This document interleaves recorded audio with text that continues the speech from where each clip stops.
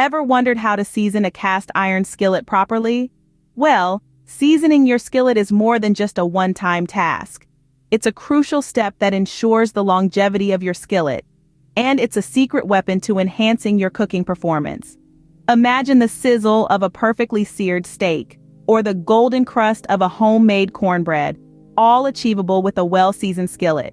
So let's unlock the magic of cast iron cooking.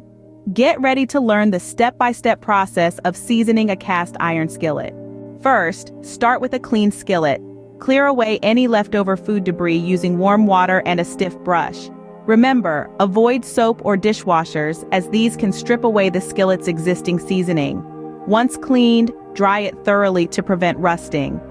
Next, apply a thin layer of oil. With a cloth or paper towel, gently rub vegetable oil over the skillets inside and outside. Vegetable oil is preferred for its high smoke point, ensuring your skillet withstands high cooking temperatures. Now that your skillet is oiled, it's time to heat it. The final step is heating the skillet. For this, we'll need to place the skillet upside down in an oven preheated to 375 degrees Fahrenheit or 190 degrees Celsius. We're going to let it sit there for an hour. What's happening during this time is the oil is baking into the skillet, establishing a natural, easy-release cooking surface. This is the secret to that perfect golden crust on your favorite dishes. After an hour, turn off the oven and let the skillet cool in the oven. And there you have it.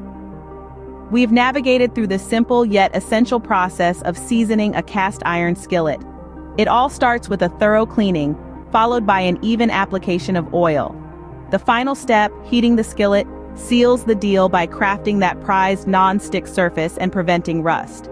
This process not only enhances your culinary experience, but also ensures the longevity of your skillet. Remember, a well-seasoned cast iron skillet is the secret to delicious and perfectly cooked meals. Happy cooking!